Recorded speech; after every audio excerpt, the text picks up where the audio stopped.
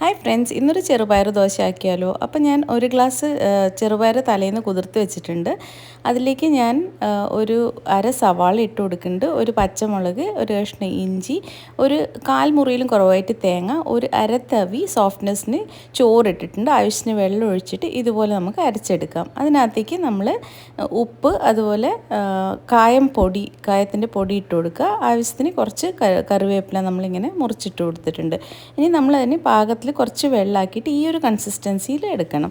ഇനി നമ്മൾ ഈ ദോശ നമുക്ക് നോൺ സ്റ്റിക്ക് പാനിലാക്കാൻ പറ്റും, അല്ലെങ്കിൽ നമുക്കിതുപോലെ ഇരുമ്പിൻ്റെ നല്ലൊരു പാനിലാക്കാൻ പറ്റും. നല്ല നേർത്ത ദോശയായി വരും കേട്ടോ. അതിന് മുകളിലേക്ക് ഞാൻ നല്ലോണം വെളിച്ചെണ്ണ തൂവി കൊടുക്കുന്നുണ്ട്. അടച്ചു കൊടുക്കണം, നമുക്ക് തുറന്നിട്ട് തന്നെ വേവിച്ചാൽ മതി. അപ്പോൾ ക്രിസ്പിയായി വരും. അതിലേക്ക് ഞാൻ കുറച്ച് നെയ്യ് തൂവി കൊടുക്കുന്നുണ്ട്.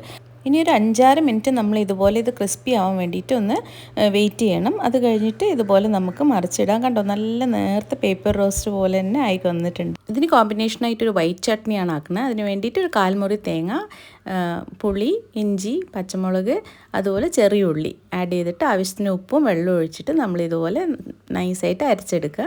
നല്ല പേസ്റ്റായിട്ട് അതിലേക്ക് സാധാരണ നമ്മൾ ഇടുന്ന പോലെ താളിപ്പിടുക. കടുക്, വറ്റൽമുളക്, അതുപോലെ കറിവേപ്പില. അപ്പോൾ നല്ലൊരു ടേസ്റ്റി ചട്നിയും ആയിട്ടുണ്ട്.